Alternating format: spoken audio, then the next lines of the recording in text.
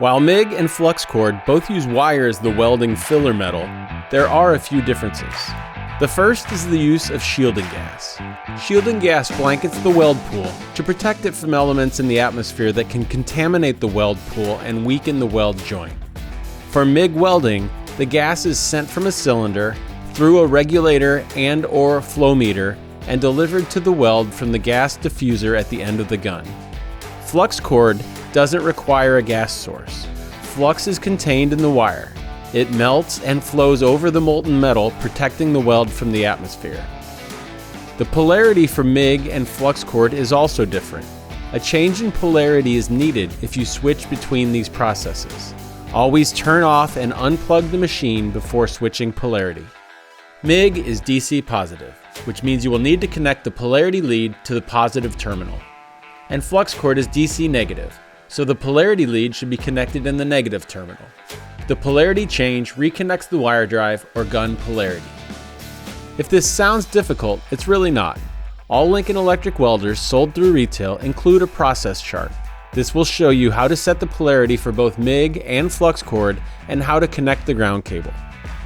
You will need different wire for MIG and Flux-Cored welding. Lincoln Electric has a wide range of welding wire to match the metal and the welding process you are using.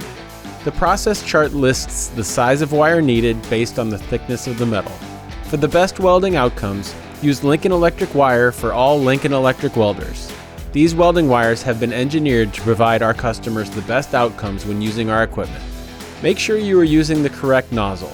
MIG nozzles are typically metal, where Flux-Cored nozzles are typically a polymer.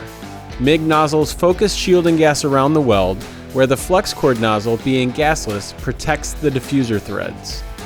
While it is always recommended to clean the metal before welding, Flux-Cored can be used when some dirt or rust is present.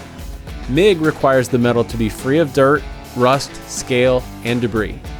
For information about preparing the metal for welding, view the metal prep and cleanup video.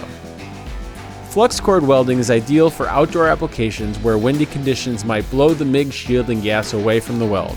A 5-mile-per-hour wind, either outside or from an indoor fan, is enough to negatively impact MIG welding. And finally, appearance.